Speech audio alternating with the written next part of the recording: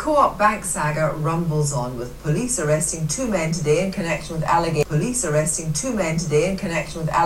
of supplying drugs to the bank's disgraced former boss Paul Flowers. I think that's 300. Let's check it. Yeah.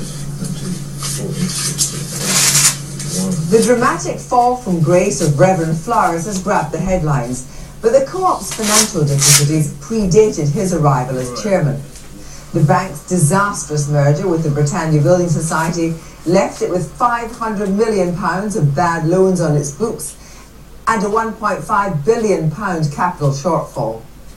But how could this have happened at the height of the banking crisis, when regulators should have been on their guard?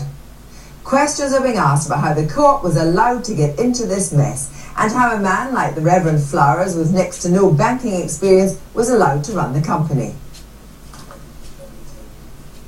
Well, Lord Turner was chair of the now defunct financial services watchdog, the FSA, when the Britannia merger and the appointment of Paul Flowers all took place. He joins me now. When you approved Paul Flowers as non-exec director at the Co-op, what went wrong?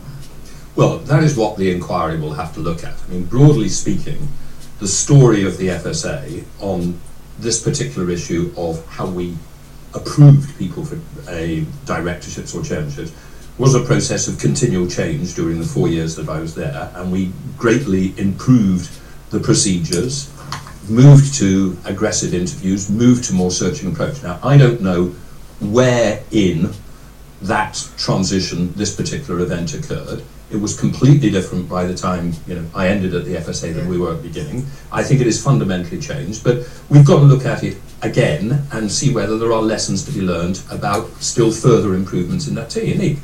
Having said that, I think we should be very cautious of believing that the problems of the Co-op can be strongly identified with this particular individual. There were lots of executives at the Co-op who had lots of banking experience. Yes. And let us remember that there were lots of people with lots and lots of banking experience at the big banks which went bankrupt, which failed, with far bigger impact on the economy in the UK and the US in 2008. So we've got to be very careful of simply leaping and saying, oh, just if we had good professional bankers, it's solve the problem. And we'll come on to that, because of course that makes the task of whoever is trying to sort the wheat from the chaff very different if they're faced with all these banking qualifications.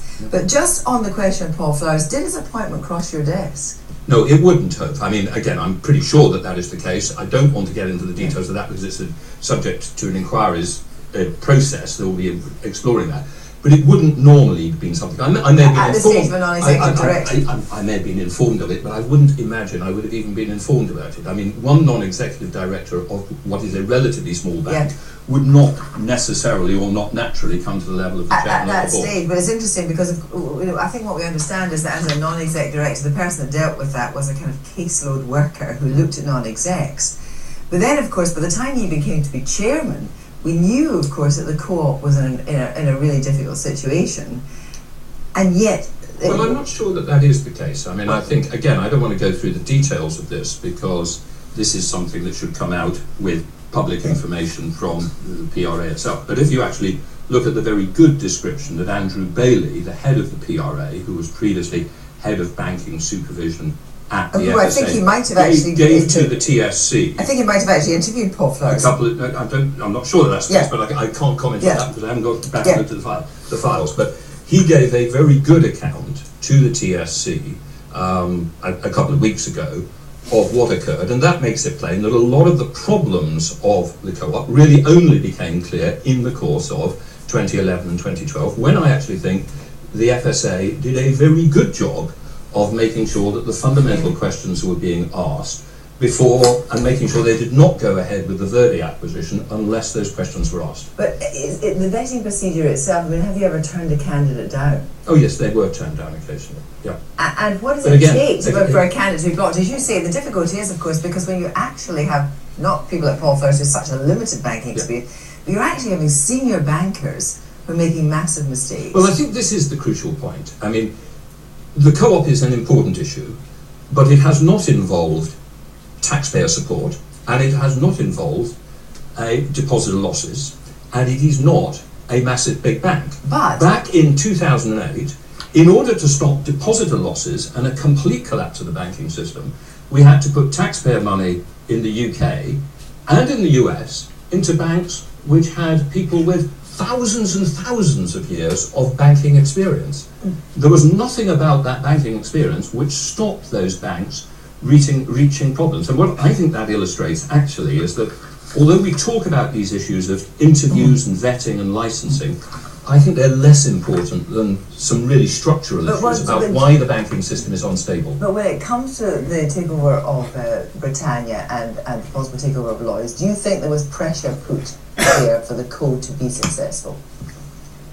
No, the FSA, I think, did its job correctly. The FSA looked at the capital requirements in relation in particular to the But it kind of looked good for a challenger bank, didn't it, to be one?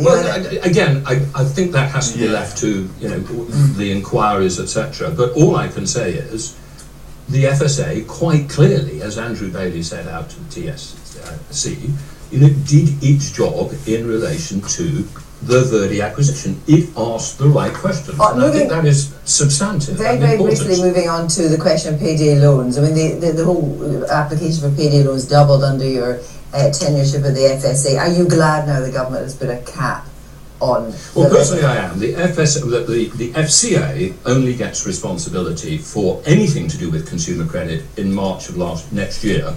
I remember saying to the board and to my successors, one of your biggest issues will be consumer credit, and I think it is a very big issue for society, and I think we need to take some pretty tough action.